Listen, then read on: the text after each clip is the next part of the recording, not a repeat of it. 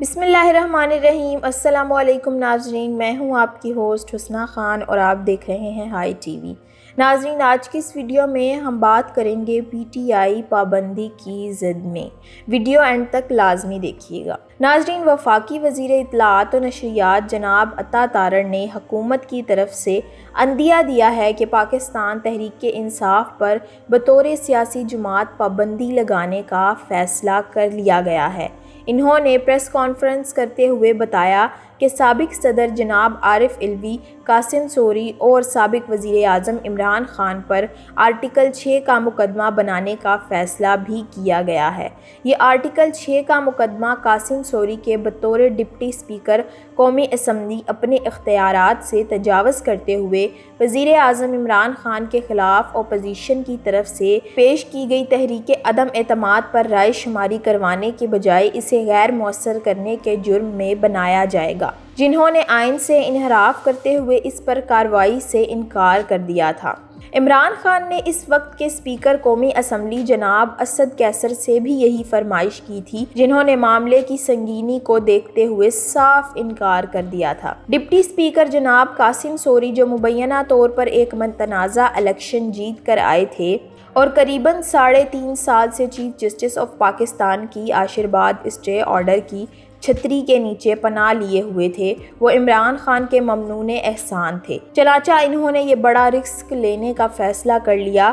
اب اس فیصلے کے مضمرات سامنے آ گئے ہیں۔ قاسم سوری اپنی بہادری کی قیمت ادا کرنے جا رہے ہیں۔ جناب عمران خان بھی اسی معاملے میں آرٹیکل 6 کی ضد میں آ رہے ہیں۔ انہوں نے قاسم سوری کی رولنگ کے فوراً بعد صدر مملکت جناب عارف علوی کو قومی اسمبلی توڑنے کی ایڈوائس جاری کی تھی، جبکہ سابق صدر جناب عارف علوی اس ایڈوائس کی منظوری کی پاداش میں آرٹیکل 6 کا سامنا کرنے جا رہے ہیں۔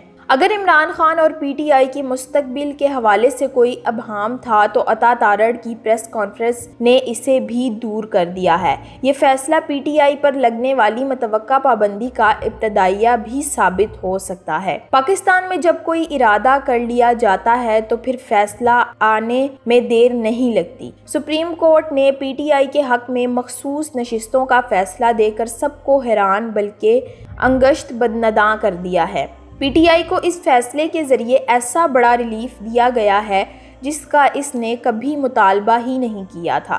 پشاور ہائی کورٹ اور اس کے بعد سپریم کورٹ میں جب یہ کیس گیا تھا تو پی ٹی آئی کسی موقع پر بھی اس کیس میں فریق ہی نہیں تھی۔ کیس میں فریق سنی اتحاد کونسل تھی، مگر بینیفیشری پی ٹی آئی ٹھہری۔ حکومتی ایوانوں میں تو جو ہلچل مچنی تھی وہ مچی ہی، لیکن باقی مقدر حلقوں میں بھی اس فیصلے کو پسندیدگی کی نظر سے نہیں دیکھا گیا۔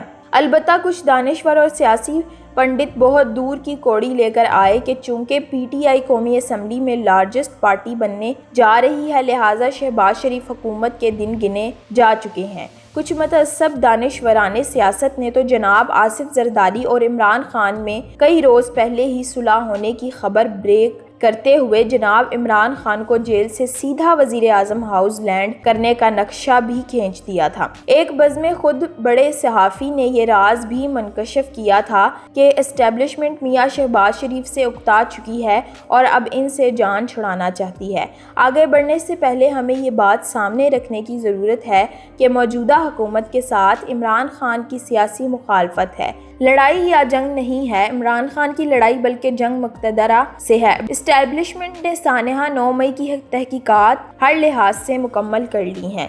وہ اس کی ذمہ داروں کا تعین بھی کر چکی ہیں، بلکہ اپنے اندر کے ذمہ داروں کو تو باقاعدہ سزا بھی دے چکی ہے۔ اب سیویلین کی باری ہے۔ فوج نے اپنے اس بیانیہ کو بارہا دہرایا ہے کہ جو کام دشمن فوج 7 دہائیوں میں نہ کر سکی، اسے ملک کے اندر سے ہمارے اپنوں نے کر دکھایا۔ اس کا مطلب یہ ہے کہ فوج 9 مئی کے تمام کرداروں کو کیفر کردار تک پہنچانا چاہتی ہے۔ فوج واضح طور پر عمران خان کو اس سانحہ کا ماسٹر مائنڈ سمجھتی ہے۔ فوج تو عمران خان پر فوجی عدالت میں 9 مئی کا مقدمہ چلانا چاہتی تھی، مگر جناب شہباز شریف اور آصف زرداری آڑے آ گئے اور انہوں نے ایسا نہیں ہونے دیا، کیونکہ وہ جانتے تھے کہ اس کے بڑے دور رس اثرات ہوں گے۔ مستقبل میں نون لیگ اور پیپلز پارٹی پر بھی اسی طرح کے سوالات اٹھیں گے۔